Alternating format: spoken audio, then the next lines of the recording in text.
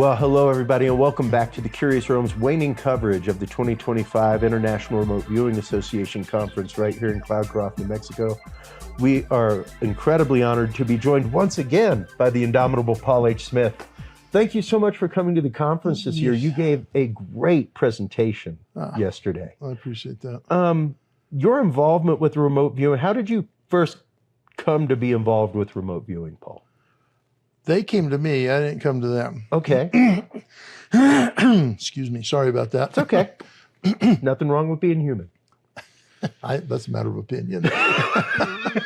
So anyway, yeah, I had a Mideast analyst job at Fort Meade, Maryland, and when I moved there, I moved in right next door to Skip Atwater, who's the operations and training officer, I guess is the way to call it, for the Stargate unit there at Fort Meade, across the street from Tom McNair, who was a viewer in training. Turned out to be an outstanding viewer. He was amazing. Still is amazing when he gets around to it. Yeah. But I didn't know what they did. And one day they knocked on my door and said, "We think you might be good at what we do." And I said, "What do you do?" And they said, "Well, we can't tell you." How do I know? And they said, "We're going to give you some tests. And if you pass, we'll give you the opportunity to volunteer. We'll read you on and give you that opportunity." So I said, "Okay, what the heck?" I actually didn't like the job I was in.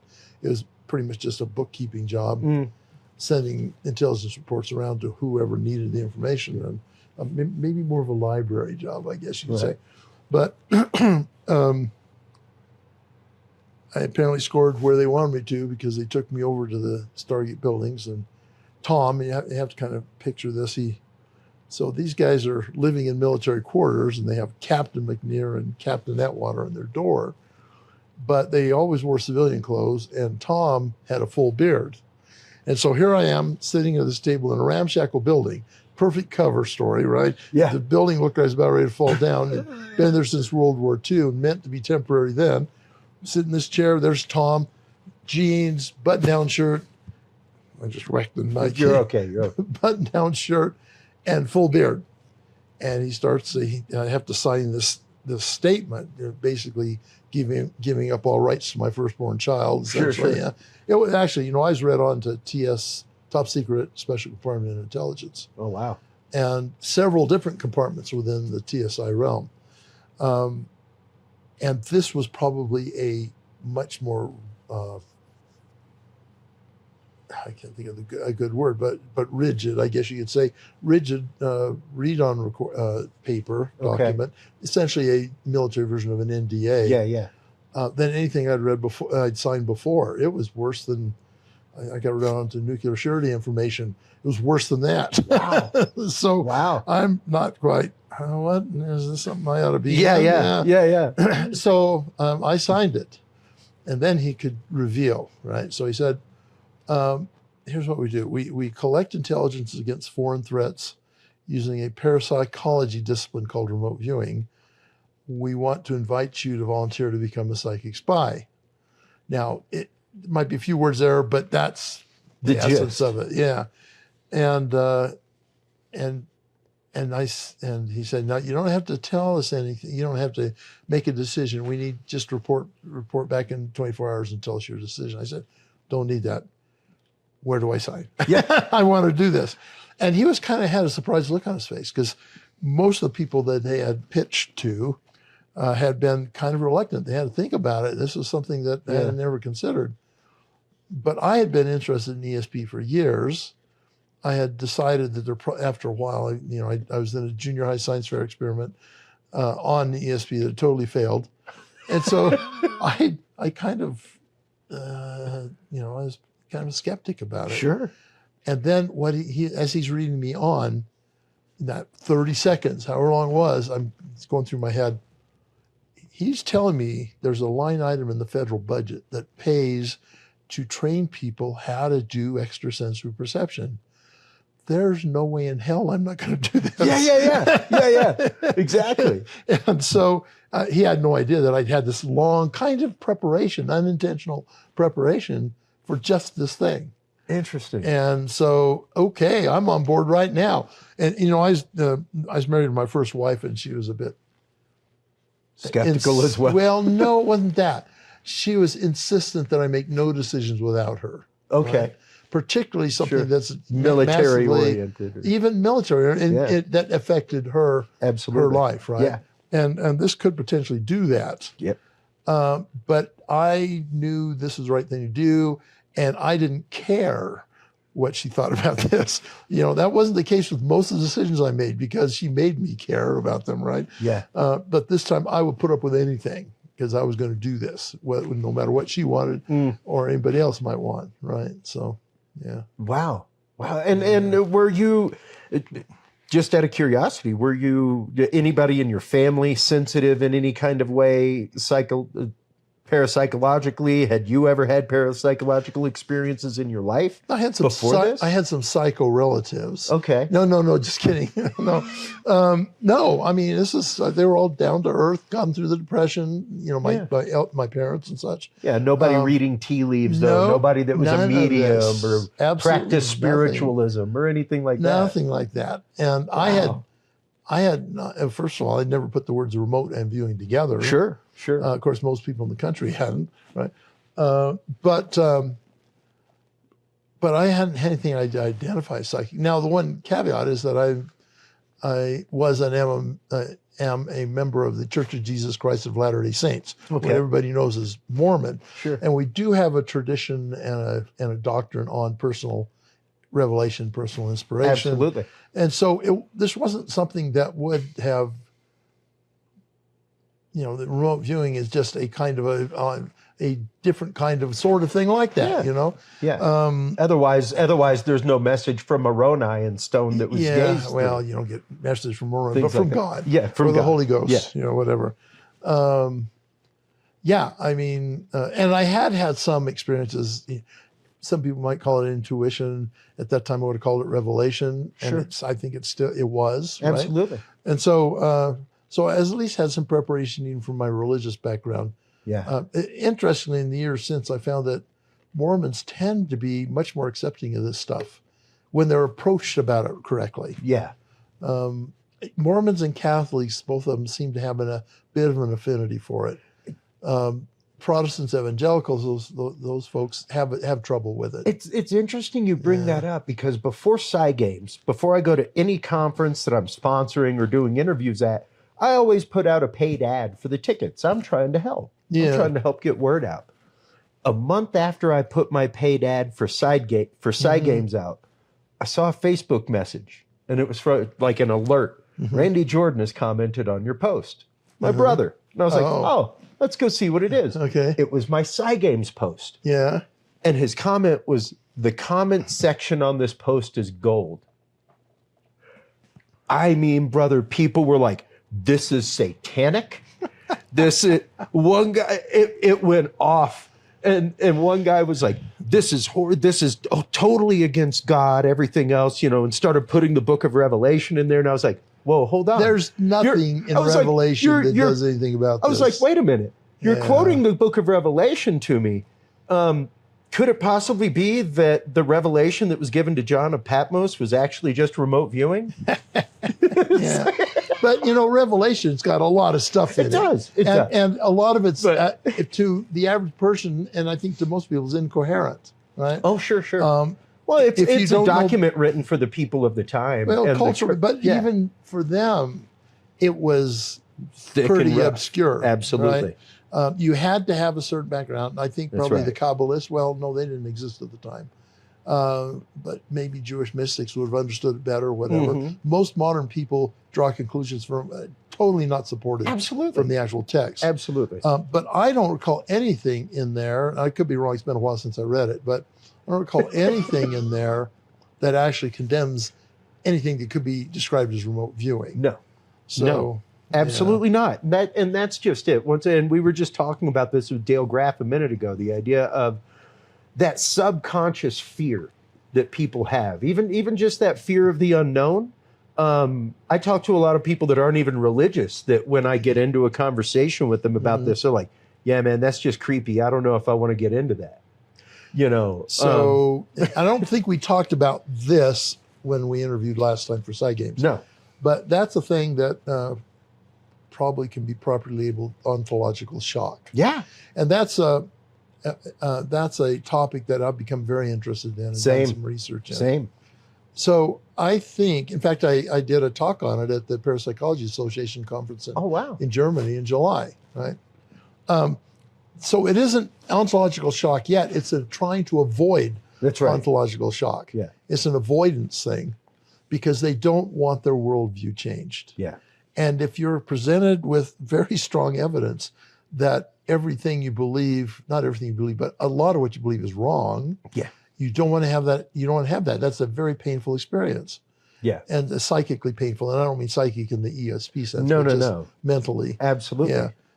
It's very painful. I think it actually applies in a lot of areas of life. Yeah. For example, religious conversion oftentimes involves a certain amount of ontological shock. Yeah. Because you may discover, or come to the conclusion that the religion you've been practicing forever isn't the right one, whatever right one means in the religious context, and the one that you join is, but you have that change from full belief or full participation in one, and you suddenly lose that. Yeah. And it's excruciating in a mental kind of emotional kind of a way. Absolutely. And the example I normally give for that is very personal. And that was my revelation to enter the Catholic seminary, as well as my years after leaving. And it's something that a lot of people don't even realize. I entered the seminary from what I believe to be a bilocation experience while I was serving at Mass. Which matched some of the saints' experiences. I had a revelatory religious experience where I was somewhere else and still in the church at the same time. Unfortunately, I had a very, very nice collar-wearing priest who I'd talked about paranormal things with before, and he was open-minded, and he was like, "Chris, that's beautiful. I wish that would happen to me." And that was the first time that any priest had ever. I'd been an altar server for 11 years at this point, trained servers, things like that, volunteered on the retreat team, all kinds of stuff. I can just picture you in my mind. And quite literally, he was like, "Have you ever thought about entering seminary?" Over that 11 years of serving, I'd had that question asked many times and had never entertained it. But after leaving, the ontological shock of what I had experienced, the literal boot camp of seminary experience where they are stripping you down and spiritually rebuilding you is hard enough. But then that feeling that you have abandoned a call afterward was the ontological shock of ontological shocks. And it changed me. It changed the way I look at the world. It changed the way I view empathy with everybody. So why did you leave the seminary? I left the seminary because I realized that that is not how I needed to serve. That I needed to serve I needed to serve other people around me. Reasonable, isn't it? But that is not how I was called to serve. And that was through a lot of discernment. And I continued spiritual direction for years after that. All kinds of things, because and became an assistant youth minister for a decade, all kinds of stuff. In the Catholic Church. Absolutely. Yeah, taught confirmation. Are you still active Catholic or even semi-active Catholic? I go when I'm called. Every once in a while we'll go to Easter Mass with my mom, things like that. Hey, Chris, you better come to church today. Not like that. When the church bells rang this morning, I was like, the tardy bell's ringing. Because the Catholic Church is right there. I'm still very, very connected with my God. I talk to him every day, but I do not feel the need to walk into a building and go through a rote service in order to have that connection with the divine or my fellow man. I'm connected on a much deeper vibrational level, I believe. And sure, I get that. I have similar feelings about a lot of things. So I actually have a friend, and he and his wife were my first ever couple to take remote viewing, and one of my first ever civilian people. Oh, wow. Now, he was in the military reserve, and he worked for the government. He was at the time GS-15. So there's sort of a connection, in the military, but still civilian. And he had been a former seminarian. In fact, he was just short of taking his vows for priesthood. He was a Jesuit. Oh, wow. seminary. Yeah. That's 11 years, not 9 like mine. And we're talking serious stuff. It right? is. It is. But he decided that it was not the thing he should do. Yeah. And ironically, he went out, he got married, he ended up in Vietnam. So I don't know if God was telling you something or not. Yeah. But he's had some just great experiences, and he was an awesome Absolutely. remote viewer. Well, let's bring this to a spiritual point Sure. with remote viewing here. Have you, because you've been teaching for years and years now, you're one of the, I would consider, best known teachers of remote viewing out there. Well, I hope so. But yeah. Now, I actually am the longest serving CRV instructor, Yeah. one of the longest serving remote viewing of any kind instructor. exactly. I started with Lynn Buchanan in 1984. Wow. In probably midsummer of '84, somewhere in there. Wow. And I've been teaching it off and on ever since. So Well, and in that time, have you noticed a difference between viewers that have a spiritual basis and those that don't? Have you noticed a deeper connection or a greater ease to get into the I would say world that it's of a remote mixed viewing? bag there. Okay. And I think it partly depends on what their philosophical religious background might be. Sure. Right. Some really do have an easy connection. Again, I mentioned Mormons seem able to get into it. I've had a number of folks who are LDS. That's the acronym for Mormon, absolutely. LDS. I've had a number of folks who are LDS, and they tend to take to it pretty well. Whether they're better or not in terms of actual viewing ability, I don't know, because it's really hard to measure that. But they do seem to have less to unlearn. Okay. And seem more open to the process and that kind of thing. Yeah. I mean, there's others who are too. I don't want to pick out Mormons as the only ones. No. You know, but I've had some who, well, in fact, I had a evangelical guy. I won't say much more about it because he didn't want to be identified. And I had a conversation. I said, evangelicals don't normally step up for this kind of a thing. Yeah. They find it, in fact, in some way of the devil or something. And he said, I am through and through evangelical, but I think that we make, I'm not quoting him here exactly, but I think we make a lot of mistakes. And he said, I feel like this fits right in. Yeah. Which I thought that was awesome. Yeah. No, absolutely. And I was just about to say, I'm sure that those who have ecstatic prayer experience, things like that, where they connect in that kind of way, I'm sure it probably once, like you just said, there's a lot less to unlearn at that point. Yeah. A lot fewer bricks to have to take off the wall and mortar to remove. That's a nice metaphor. Well, it's one of those, I say it on the show all the time. We all need to stop having the conversation on the way to the table. Where we hear other people's voices in our heads responding. It's like, you're just laying a foundation for the bricks of the wall on your way there. And we tend to do that with a lot of things because of our preconceived notions of things, because of the filter with which we view the world, whether it's religious, political, what have you. We are constantly layering our wall around us. And that's not necessarily a good thing. It's very much a protective, instinctual thing. Yes, some walls really are self-defeating, maybe, or whatever. Well, and some even walls are useful self-fulfilling if we're building upon them. Right? Absolutely. Yeah. So well, and let's get into that. We've got you for about 10 more minutes. How do you begin to take a student who has those walls and begin deconstructing that for them? Begin showing them how to remove the mortar? Well, first there's electroshock therapy. Not really, just kidding. Don't really do that. Well, so this is where Ingo Swann, who developed remote viewing in the first place, and then developed controlled remote viewing in the second place. This is where I follow his approach pretty much religiously, since we're talking about religion. Sure. Right? I mean, I've learned things about teaching it to people that improve upon the teaching methodology.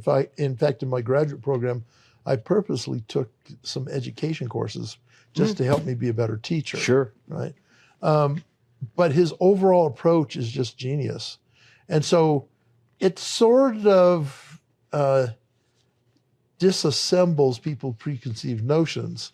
If you just stick to the script and follow the procedures as he introduces to, they kind of get out of it themselves. Now, the trick comes when we're actually doing sessions with them, because then all those previous installed behaviors remanifest themselves.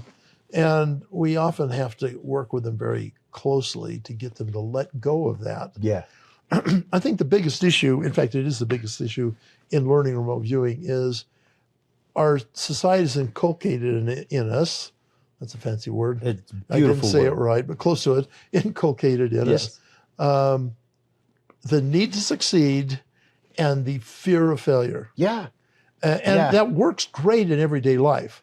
You want to be motivated not to fail and to actually succeed. Yeah. Okay. But in remote viewing, it's the enemy, Yeah. because it involves ego. This whole success failure thing involves a great deal of ego. And remote viewing, to be successful, you have to adopt a very Zen-like attitude. You do. In Zen, it's not about outcome. It's about process. Particularly a really good example here, or metaphor, or whatever we want to call it, analogy is probably the best word, is Zen archery. And in Zen archery, what you focus on is how you knock the arrow, how you draw the bow, how you breathe, how you release, which actually, when you're learning archery, even here in our current society, those are the things that get you practice too. That's right. Because that's where it messes up. In fact, I use a metaphor of firing a rifle on the range. Yeah. Controlled breath. Controlled Things like breath, that. trigger press, but sighting is most important. I say, well, what's the most important thing to focus on when you're trying to hit a target? And inevitably, they will say, well, I'm going to focus on the target. And I say, you're going to miss it. And they, what? I don't get that. And I said, all right, well, you have the front sight, the rear sight, you have the target. Which one, what order is most important to focus on? And they'll inevitably either say the target or they'll say the rear sight. In either case, you're going to miss the target. Yep. It's front sight. Front sight's the thing. Front, rear, target. Because your eye can only focus on one spot right, at a time. And front, rear, target. Because whether you hit the target or not depends on how your sight alignment is. And again, other things like breath control, trigger press, and all that stuff. Now, there'll be people who are offended by this analogy, but leave it alone that it's a firearm. I think it's very apt. Yes, just don't worry about it being about a firearm, because the principle is really important. You focus on the process, you don't focus on the target. So in a remote viewing sense, it is you focus on the structure, the process, how you do it, what the things you're supposed to do when, and be very conscientious about that. Yeah. And frankly, if you do that part right, then you will get the target, more or less. Or at least you'll increase your chances dramatically of getting the target. So it's the thing to get them to let go of is the need to succeed, or avoidance of failure. You have to be willing to fail. Well, and not even failure isn't even a problem for you. It doesn't threaten your ego to get it wrong, right? Well, let me finish. Go. You get Please. that, if you establish that, that's when you're successful as a remote viewer. That's right. Yeah, and it's the idea, the way I try to explain it to people, because I am no amazing remote viewer. I am just like in college. I am a solid C student. All right. At least you're not a 0.8 GPA. Not that. Not anymore. Not anymore. But it's the idea of you have to learn to love and embrace your failure, because it's through your failure that you learn. You learn way more by failing than succeeding. Exactly. Like I've been telling that to my son with basketball. It's like, don't be upset when you miss the basket. It's giving you a chance to practice your technique and realize what part of your technique didn't make the basket. Was it your release? Was it your jump? You know, what part of the technique of your shot made you miss the target? Because now you have that chance to work on that next time. And the key to that is that if you are afraid of failing, if you're trying to avoid failure, you don't take risks. You avoid risks. That's right. But the only way to learn in both of these fields, basketball and remote viewing, is to take risks. Because if you just do the same thing over and over again, you're not going to progress. That's right. But say, well, I think there's red at the target, right? If you're afraid to commit yourself to that, then if it turns out there is red at the target, you've missed an opportunity to be right. Yeah. And if you say there's red at the target and there isn't, you've learned what it's like to be wrong. So the next time you're more likely to be right. Yeah. And if you're not taking risks, you don't have those opportunities. Well, and you may not also be looking at the multi-pronged approach of your failure, which is, sure, you got red, the color red wasn't there, but the area was hot. You know, so those other things that associate with red that may be coming through that you aren't picking up, but you're only picking up red. Right. Well, I want to be careful with that because sometimes people say, well, I got an impression of red. Yeah. There's no red there, but it was really hot there. So I think the red was symbolic of hot. Sure. That's a trap in remote viewing. Well, how, please? Yeah, because so what you want to do is be as accurate as possible in the information you provide. If you start interpreting it, then you can interpret anything any which way. And so you don't want to get to the point where everything is a hit. And oftentimes that's what it leads to. Okay, well, I got red. That means it's hot. Okay, well, how do you know that's what it meant? How do you know it wasn't just red? Yeah. Right? And then if you get red and you think it's hot and it turns out it's just a Kit Kat candy bar wrapper on a glacier, then, oh, it's red. It must be hot. That's my symbol for hot. No. Well, and that brings up two very important points, which is that people who move from mediumship into remote viewing, because a lot of mediumship people are looking for concrete answers. And yes, there's things like when I see red, this is what it means. They all are looking for concrete Absolutely. answers. Yeah. Absolutely. And that want of confirmation married with confirmation bias sometimes. Yeah.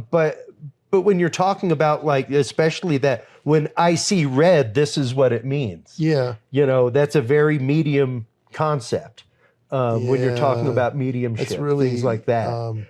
Wishy. And it can be, that's not it. It can be dangerous, like you said. But it also brings up the point of specifically why in CRV you have a monitor. When you can. But yeah, I'm one of those. I prefer working with one. Oh, okay. So let me explain because why it keeps me in the lane. Don't lose your thread, but let me explain why I said that. It's because in a training scenario, live training scenario, and sometimes remotely, if it's a two-way Zoom or something, you can have a monitor.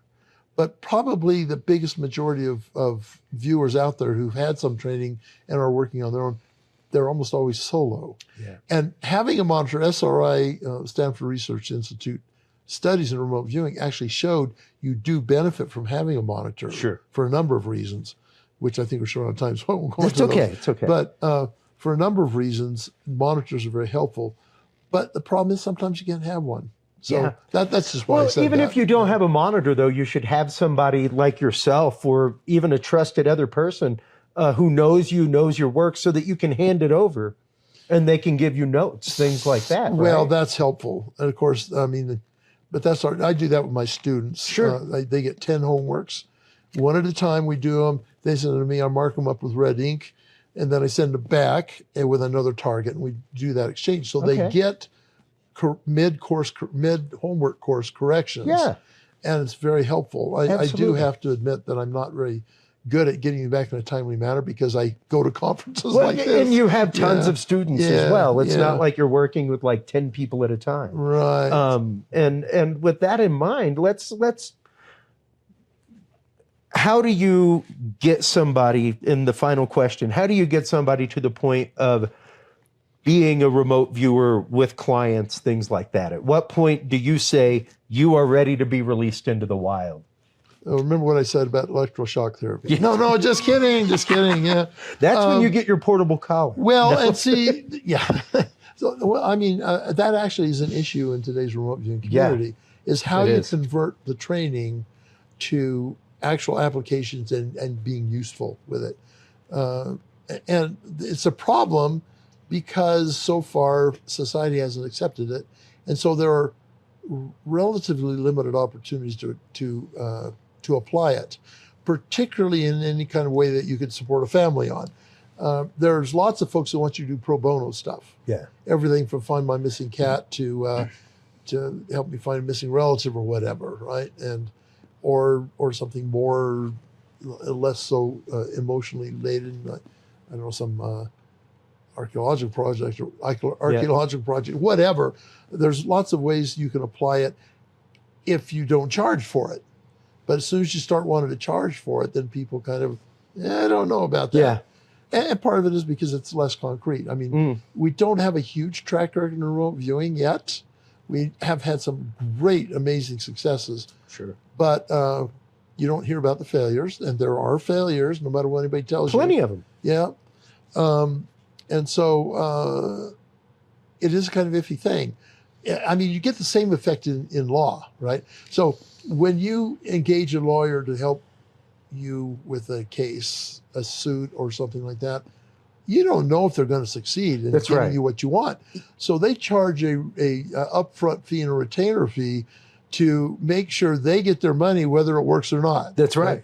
But that's harder. And you sign a piece of paper with that contract saying that they're going to get paid whether it works or not. Exactly. And you sort of have to do that remote viewing because it doesn't work every time. Yeah. There are times when it does work and it really pays off for whoever engages, right? There are times when it just doesn't. Sometimes we know why. Yeah. After the fact is usually when we find out what the problem was. And sometimes because remote viewing, we don't know the causality behind it. That's right. Sometimes we don't know why. Yeah. We always hope that what we're doing is going to pay off. And I don't necessarily mean in money. I mean in success, right? Absolutely. But you can't guarantee it. And so the outcome is that it's really hard to get paid to do remote viewing. If you do it for free, sure, everybody's willing to give it a try.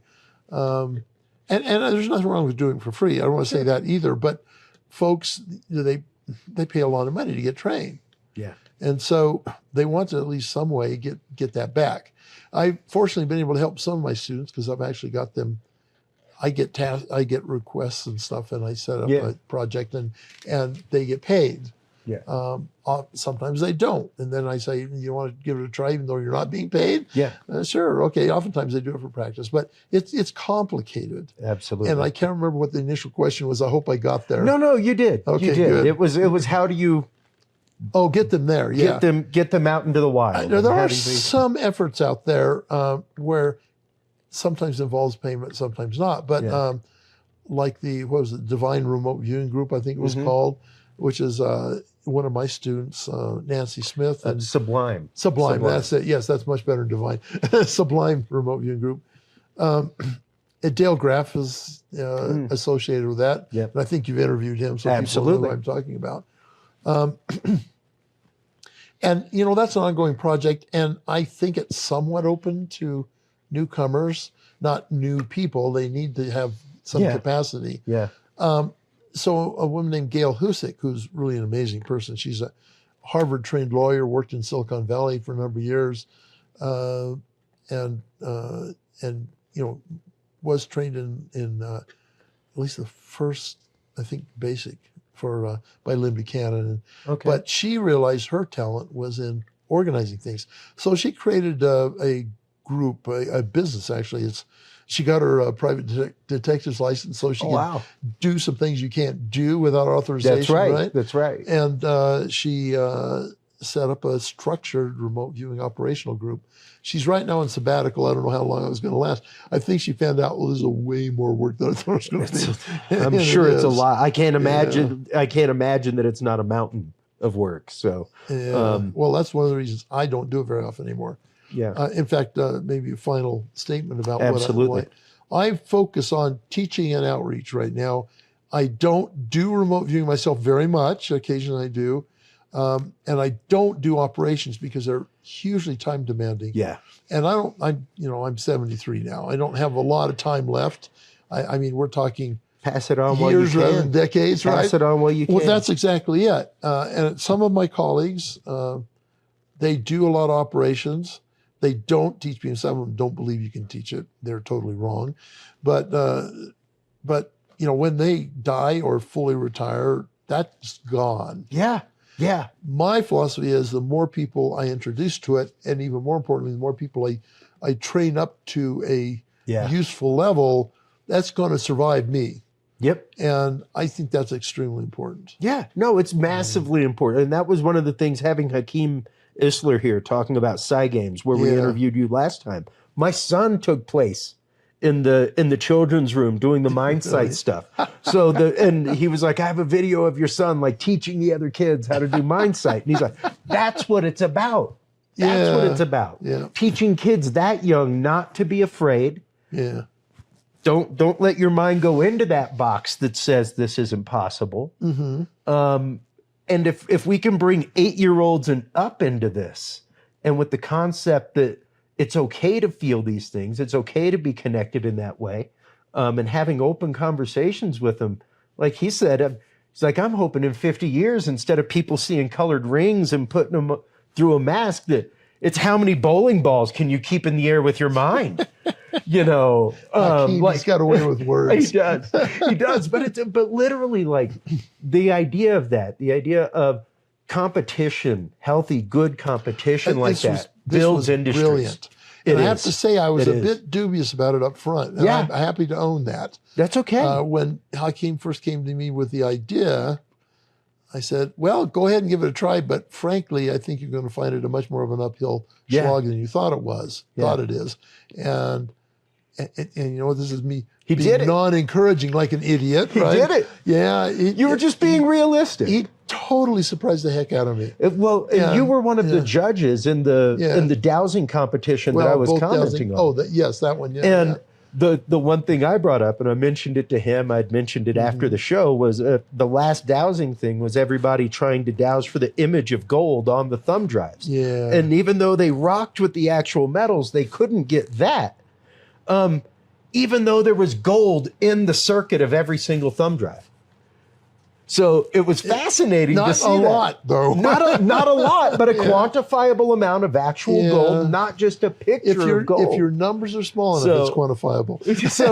So it's one of those like that was fascinating and it was interesting. But even then, during that, it was great to see the judges saying, hey, you know, maybe next time this could be a quantifiable field that we're talking about. This could be a point of data that we're talking about in the judging. Because it was evolving as it happened, just like this field does in a very organic way. The first steps, and it was remarkable first steps, but we saw definitely moving parts that needed to be changed out. Oh no, most definitely. But like proof of concept, like that plane was flying. It wasn't just in a wind tunnel. Well, the great thing about Psy Games was that the energy there, and I hate to use that term, it's such a cliche, but I don't know what else to say at this There's moment. no other way to put it. There's no other way to put it. Was so bright and glowing. It was. You know, usually have some curmudgeons or something there. But everybody's on board with this. They were all supported. They're all excited about it. I mean, he kept about 600-person audience, filled up the auditorium. Every day. Them there. Every day. I'm thinking particularly about the competition part. Yeah. He kept them there. They started filtering out about 3 o'clock in the afternoon, I guess. But let me tell you, it was brutal because there was, of course, glitches. You know, tech went south, and they had to patch it up. And you got a room full of hardcore psychics, man. Yeah, well, I have other excuses for it, but anyway. Me too, as a tech. But the thing was, you know, I've been to hundreds of conferences by now. Same. Nobody keeps an audience's attention riveted like that for that long of a time. Exactly. But it happened this time. And that was an amazing thing for me as well. The people just loved being there. There was this huge kumbaya kind of thing going on. And it wasn't engineered. It was spontaneous. It was. It was organic. Well, and I think I've said this with numerous people in here. I say it on the show all the time. I am involved in a lot of communities from UFO, UAP, cryptozoology, parapsychology, of all these disciplines, of all these fields of study. This community of remote viewing is completely different. There's not a lot of backbiting in that kind of way. There's not a lot of ego of like, that person's doing this wrong. It's much more of a community effort of let's all put our hands on the back of the bus and push. And how far can we get it? Well, I do have to say, when you're in the social media component, you may get that kind of stuff. Absolutely. And I won't say I have been innocent of telling people they were doing. I try and be tactful about it. Yes. Because there are right ways and wrong ways. Absolutely. And if you're, want to be helpful.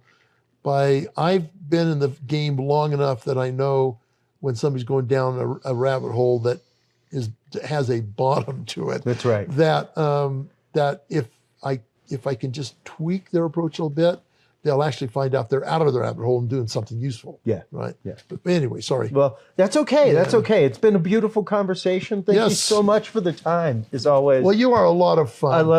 As well as you. I always love seeing you at the conferences. You're nothing but a bright smile, and everybody flocks to you for guidance and information in this. And it's always great to see you so graciously provide that for as long as you need to, for as long as they need to hear. And it's beautiful. And hopefully I don't lead any of them accidentally astray. Well, before we let you go, let all the lambs out there know where to come to take your classes. Okay, All that kind of stuff. Probably the best place to go is my website. Okay. Which is rviewer.com. That's a remote viewer without the emote. Yeah. It's rviewer.com. And there's a ton of stuff on there. On my blog, if you get on my blog, which is linked on there, you can drop down menu at the top. I actually have an article that describes in great detail, I call it levels of remote viewing, I think, levels of remote viewing training, that describes all the stuff I offer from free to cheap to expensive. Yeah. And you can look at that and see where you come in on the list. Also, my book, The Essential Guide to Remote Viewing, is a great starting point for anybody. It is. Yeah. Fantastic. Well, thank you again, Paul, for welcome. the time. While you are online checking out all of the amazing work of Paul H. Smith, as well as the International Remote Viewing Association, make sure to stop on by Curious Realm. CuriousRealm.com is where you can like, follow, subscribe. That's where you can also find your links to Curious Research at curiousresearch.org, where we have links to IRVA and other remote viewing and other amazing parapsychology research sites. So stay tuned through this quick break, everybody. We will be right back with our continuing waning coverage of the International Remote Viewing Association Conference right here in Cloudcroft, New Mexico, right after this.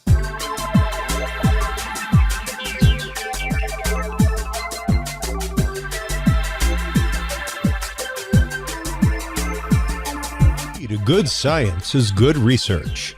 At the heart of good research is a good data set. With the field observation and encounter log from Curious Research, you can easily keep track of your investigative information all in one place, making it easier to review cases and readily see comparisons and contrasts between them. Whether out in the woods squatching, in a back room gathering EVPs, or using high-tech gear to track UFO, UAP activity, this easy-to-carry, pocket-sized scientific data log is the perfect companion for any field researcher. You can find your copy of the Curious Research Field Observation and Encounter Log at Amazon.com or visit the official Curious Realm store at curiousrealm.com/store to reserve your copy for yourself, your family, or a mind that you want to open. That website again is curiousrealm.com/store.